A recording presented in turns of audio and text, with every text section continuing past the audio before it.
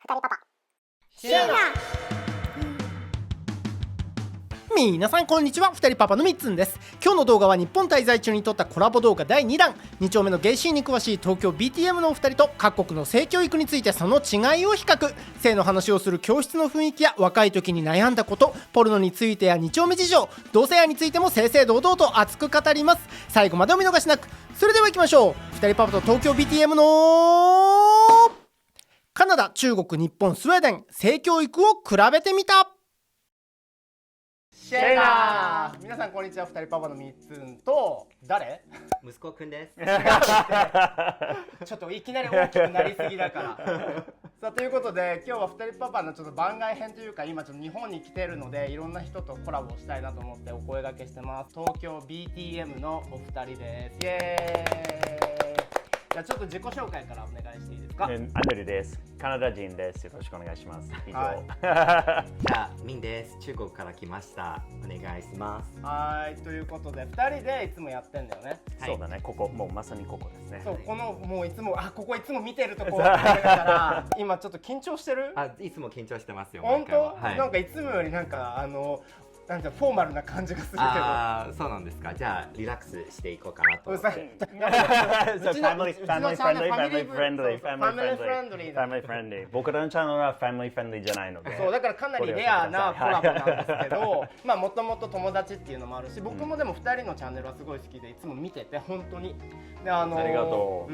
まあちょっと大人な話もするけど、でもその中でなんか真面目な話もいっぱいあるし、勉強になることもいっぱいあるし、2人のバックグラウンドは違うじゃん。カナダ、中国でも日本に今住んでる。そうですね。だからすごいそこら辺の外国人だから見える日本の文化とかっていうのも面白いし、字幕もついてるよね。ついてる。だから英語の勉強にもすごいいいなっていうチャンネルなんですけど、よかったら概要欄にリンク貼っておくのでぜひ見てください。ありがとうございます。ちょっとチャンネル話してよ。チャンネルゾロゾロゾロ。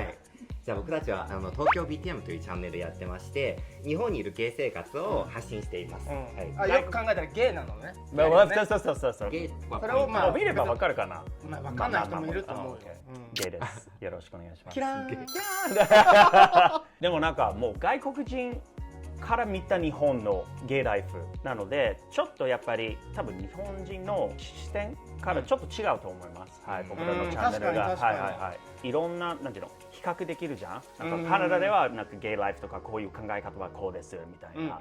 でそれに対して日本はこうです。で中国はこうなので、まあ面白いコンテンツだと思いますので、もしよかったらぜひ見てください。多分ねこれ見てる方が多分絶対質問が来ると思うから先に聞くんだけど、2人は付き合ってるの？友達です。なんだよね。俺も最初だ付き合ってんだとみんな思うよね。それは言うカップルチャンネルだと思うよね。カップルチャンネルもうほとんどカップルチャンネルだからね。そうだよね。こういうコラボはなかなかないので、みんなが勝手に思うそれ。だから2人は付き合ってはなくって、でも友達として日本で知り合ってって感じだよね。そう。まあということでそんな2人と今日はちょっとコラボします。ちょっと息子くんとリカパパは今日はお家でお休みしてるので、また別の時に会えるんだよね。はい。ちょっと今日遅い時間で、今僕も確かにそう自民党の抗議行動行ってて、その帰りだったからあそこで今メンと会って来たばっかりです。さあということで早速今日のお話をしていきたいと思います。二人パパさあということで今日は東京 BTM の2人を迎えている2人パパトークなんですけれども、今日何の話をしたいかというと、皆さんご存知の通り僕が去年の末にリスペクトっていうこの男の子の知っておきたいセックスのすべてっていう本を翻訳しました。性教育に関する本なんだけど、ちょうど割と性に関する話も東京 BTM ではよくしているので、カナダと中国っていうまた全然違う視点の性教育の話をちょっと聞いてみたいなと思ってお話をしていきたいと思います。これはスウェーデンの性教育なんだけど、で僕自身は日本の性教育をなかったけど、一応なんかあったかなみたいなのがあったので、僕はそれで今スウェーデンの話も分かるから4カ国の性教育の話が比較できたら面白いかなと思っています。カナダは勝手に進んでるイメージがある。あとアメリカよりも進んでるイメージがあるけど、ヨーロッパよりはちょっとヨーロッパが一番。なんか性教育っていうとそうだよね。なんかやっぱりカナダはちょっと州によってルールが違ってくるので、西海岸に行くとやっぱり結構リベラルな感じになるんだけど、真ん中ちょっと保守的、なのでやっぱり真ん中のところに行くと多分ジェンダーとか性自認とかについては多分習わないと思う。でも西の方とか東の方に行けば多分習うと思う。でも面白いと思ったのが20年前の話なんだけど、小6の時に自分の体とかについて習ったんだけど、まあ思春期とかこれからなんか体がなんか変わっていくので、知っておきたいものがこれみたいな感じなんだけど、その時に女の子が別の部屋にいて生理についてとか他のことについて習ったので、だから逆になんかそれ女の子についての知識もう僕全く何も習わなかった。もうその時にすごくもう分けられて、知ってはいけないっていうなんか印象になった。そう話しちゃいけない、タブーみたいな。そうタブーだし恥があるっていうなんか印象になった。もう女の子が一緒にいてはいけないので、で生理の話もそう、女の子と一緒に習ってはいけないっていうのが、なんか生理はもう本当に男の子は知ってはいけない話だろうなって勝手に思った。だからちょっと悪い印象になった。いやでもそれは日本も一緒。日本もやっぱり分けられるから、そうすると今度は男の子が女の子に対してお前生理あるんだろうとか、すごいそれ茶化す、ちょっとバカにすることにもつながるし、なんか女の子もそれを聞いたら何も言えない、なんか女の子自身も分けられちゃったから、その男の子にそういう話をしちゃいけないみたいな感じになってしまう。でもそれってすごい体のことでとても大事なことだし、将来子供を作りたい人にとってみたらさ、男の人だって関係あるんだもんね。だから分けない方がいいなって僕は思うけど、多分今でもそうだと思う。中国どうだった？中国は女の子と男の子別々にもなったし、あとは一緒になんかビデオを見る時もあったんですよ。そうですね。どんなビデオだったの？性はどういうものとか、性交はどういう感じの。でもセックスの話は説明された？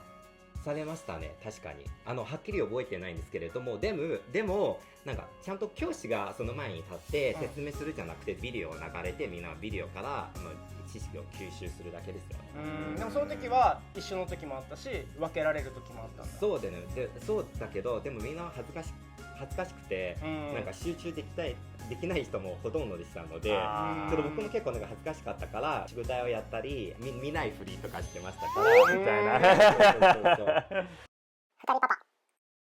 このリスペクトを読んで僕が思ったのは、大人が恥ずかしがると子供が恥ずかしがっちゃうよねっていうのはあるし、恥ずかしがらなくてもいいのにって僕はもう今思ってるけど、でも今話しててちょっと逆に聞きたいなと思ったんだけど、今セックスの話はちゃんと学校でビデオの中にあったって言ったじゃん、中国は。でカナダはどうだった？カナダは確かあった。覚えてないんだけど、確かあった。でもそれもビデオだと思う。やっぱりね。なんか日本はそこがもっとビハインドで、セックスの話はしちゃいけないっていうルールがあるのね。でもさ、その後に子供がどうやってできるかって話をしてるのに、そこを省いてどうやってやるの？ちょっと飛んでるみたいな。だから余計にもっと恥ずかしいって話というか、もっと喋っちゃいけない話になっちゃってるっていうのがある。いわゆる挿入を伴うセックスっていうについてはもう全く触れられてないっていうのが今の日本の現状。でも先生によっては言ってくれる人もいる。僕は多分ラッキーで、小学校3年生か4年生の時に担任の女の先生が妊娠して休んで戻ってきたと。で戻ってきた時の最初のホームルームで赤ちゃんがどうできるかって話が始まったのね。それは良かったね。だから先生は自分の体験をちゃんと伝えなきゃいけないと思ったんだと思うんだよね。で今でも覚えてるのが、女の子には3つの穴がありますっていうところから始まったの。で俺すっごい衝撃。10歳だよね、4年生だから。でと思って、でもそれでなんとなくセックスみたいなの知識があったんだよね。ドラマとかでさ、男の人と女の人がベッドに入って何かしてる。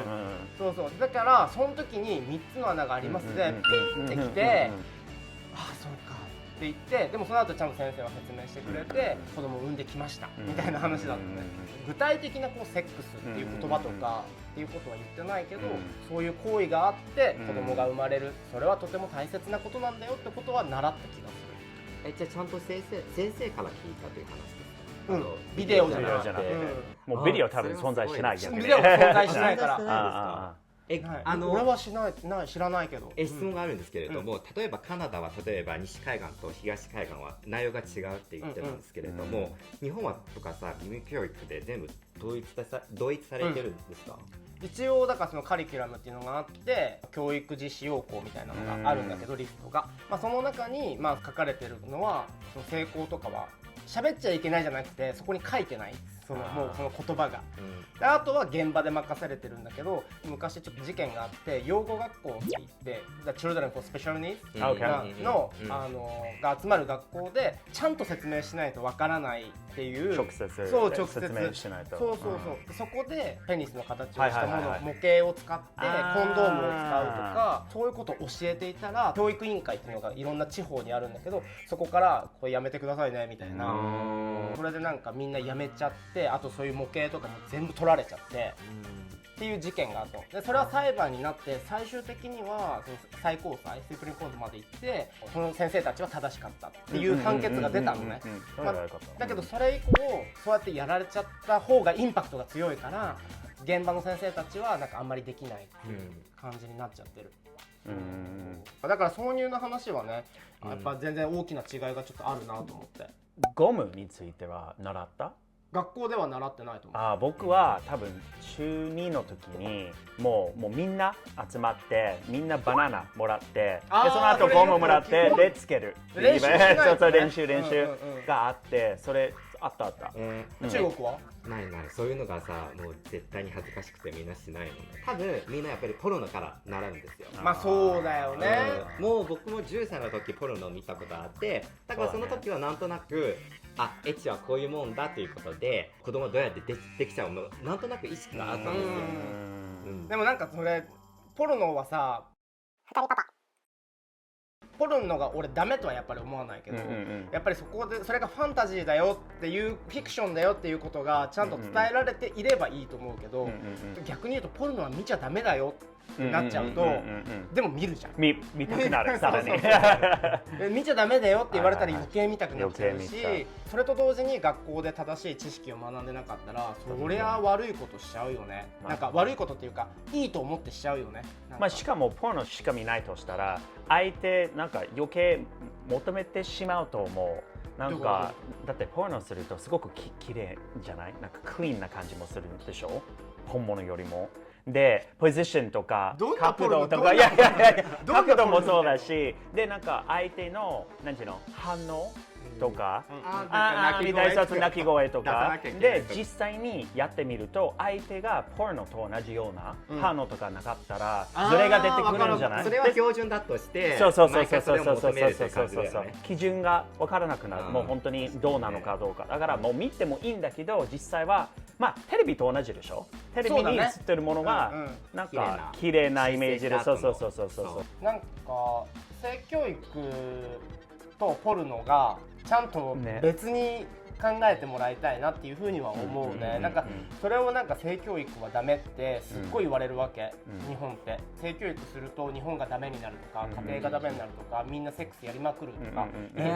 本当ですか？そうだけど性教育をした方が、スウェーデンのリサーチでもそうなんだけど、性教育をした方が逆にみんな慎重になるから、初めてセックスをする初体験の年齢が上がるんだよ。でもなんか性教育さ、エッチの話だけじゃないじゃん。人を守る。そうだね。自分も守る。だから女の子は別にさ、男性に触れたらその時知らないから、ちゃんと性教育を受けて、じゃあ実際に触れたらそれ犯罪行為ですよっていうちゃんと認識した方がいい。そうだからそれ大事なこと、すごい。日本で性教育っていうとセックスのことを教えますって感じだけど、やっぱり今もうユネスコのガイドラインだと包括的性教育でも、それってやっぱり段階が4レベルぐらいあって、だいたい5歳からこれぐらいの時はこういう話、12、3歳まではこれぐらいの話とか、なんかそういうのが分かれてるんだよね。なんかそういうことでちゃんとこう伝えていかなきゃいけない。自分の体を大切にしなきゃいけない。そういうことにさっきメンが言ってくれたけど、なんかすごい本当はそこが一番大事なのに、それすらもダメみたいな。でもなんかすごく気になるのは、日本とカナダは同性愛について触れましたか？日本とカナダは同性愛について触れましたか？教育いやの中に。もう全くだからそれも言っちゃダメみたいな雰囲気だから。今の時代もないんですか？調べた。あ、そうなの。カナダはまた州によって変わってくるんだけど、ちょっとグレーゾーンになってる。教えてもいいけど必須ではない。はいはいはい。だから先生次第。ストレートの関係については必須。でもなんていうの、いろんななんていうの、relationship の例としてこういう relationship があるよみたいなことを出してもいいんだけど、はいはい。そういう感じになってるんだけど、多分もう知ってたんだけど学校で習わなかったと思う。だってもう20年ぐらい前。そう。いや、それ絶対なかったよ。同性婚もなかったよね、その時は。確かになかったよね。中国はどうだった？中国はずっとなかったんですけど、でも最近新しい教材出して、なんかちゃんと書いてあるんですよ。本当？そう。だから同性愛のこと。同性愛のことに関しても、バイセクシャルとか、あと結婚しなくても幸せになれるとか書いてある。あ、嘘？そう。めっちゃすごいじゃん。でも進んでるけど逆にすごくなんか社会から批判されるの。保守的な人が結構多くて、いるよね。そう結構すごくなんか批判されていて、こんな教材とか出してアメリカの風になってしまうよみたいな感じですごくなんかまあそれよく言うよね。でもう一つ面白いと思ったところは、前立腺の話も出てきて、でこれ男の G スポットとかあったんですか？あった。でそれはすごいなと思ってて、やっぱりカナダではなんか自分のなんていうの、性器について習うとしてもやっぱりそこで終わる。前立腺の話も全くなくて、解剖学だからね。アナトミーだから。はいでしょ。そう。でもなんかこれもあるんですか？すごいですよね。それはアンケートね。すごくないですか？これはじゃあみんな読んで楽しんでくださいね。今175ページ。でもなんか自分の国で性教育、これちょっと話したいこととかある？なんかいろいろリサーチしてくれたみたいな。もうそろそろ時間なんだけど。で自分もやっぱり LGBT に関して全然教育されてなかったので、最初に男性、最初にやった時もすごく若かったし、相手が男性だった。そう、25歳の男性とやって、僕は14歳ぐらいだったから、そう最初はコンドームとか全然つけなかったので、ずっと自分がもう HIV 確定というふうに思っちゃって、その後もう親にも言えないから恥ずかしくて、だからその後の4年間はずっと自分はもう HIV 持ってるということを思い込んじゃって、そう例えば5分起きてもう鏡を確認して自分の体が変化があったかどうかっていうのがすごく精神的にストレスになって、今は全然大丈夫だけど、でもそれはでもその時はちゃんとさ、そういう教育も入れて、親にも教育すべきだと思うからさ。親世代が、だから親世代もやっぱされてないから、なんか教えられないじゃん。いや本当に受けた方がいいと思う。同じ場所だから同じ場所だから危ないことしたらもうちゃんと親にも相談できる環境になったらいいなと思って。そうだね、すごいいい話だ。もうでもやっぱ HIV の話で今深刻なのが、若者がやっぱそのプレップが出始めたりとかしたこともあるし、 HIV のエイズ危機なんか90年代のだから知らないのね、危ないっていうその感覚がないから、危ないセックスをしてしまう子が多くて、コンドームつけてる率が 20% ぐらいみたいな。どこの話？日本。いつも言ってる僕らのチャンネルで。だからすごいそういう話も俺見てて勉強になったし、2丁目かなんかに行ってさインタビューしてたよね。した。あの時にいやしてないとか、あとテストをしてないとか。なんかすごいそれを見てびっくりしたのね。いやでもなんか結構あるんだけど、こういう話をするときに危ない行為はしないっていう人結構いる。それどういう意味？でいつも外人とやってないとか、なんかなんかやっぱりそういう考え方もある。この人とやったらセーフ、問題ない。でも HIV はやっぱり、そんなに区別しないでしょ。なんか例えば出会い系サイトで知り合ってセックスする子も多いと思うんだよね。でそれ自体は別に悪いことでも何でもないんだけど、最近そのオンプレップとかあるじゃん。そのいわゆるこう HIV にかからない予防薬っていうのが、飲んでいると、実際に効果があるものではあるんだけど、それさアプリに書いてあるだけで信じるのって思っちゃう。そうなんていうそういうそれは1時間になったって9時です。はい。じゃあそろそろ終わんなきゃいけない。ちょっと話足りないね、この話ちょっともう。ちなみに東京 BTM の BTM ってどういう意味？どういう意味ですか？息子くんです。やめてよ。BTM は日本語の英語の受けという意味です。トップとボトムっていう言葉があるんだよね。こられ側。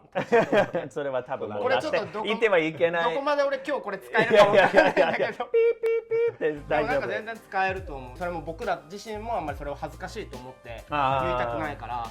なんか真面目な話としてそういうこともあるよ。なんかそれもその立ちと受けっていう言葉とかもこの本に書いてある。本当ですか？うん。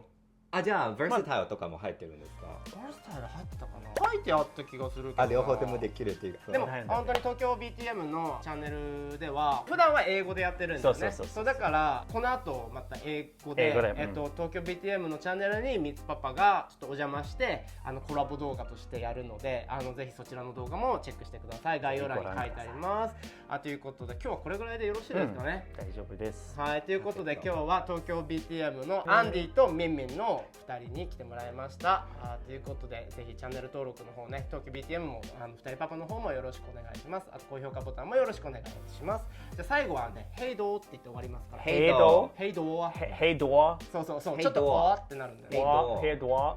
ちょっとやりすぎな。ヘイドー。ヘイドーぐらい。ヘイドー。ヘイドー。ヘイドー。ヘイドー。ということで。like this ヘイドー。そう、ヘイドー。Okay。OK、せーの。ヘイドー。Okay. I am a family guy. Okay. I always want to do this channel to talk about building a family.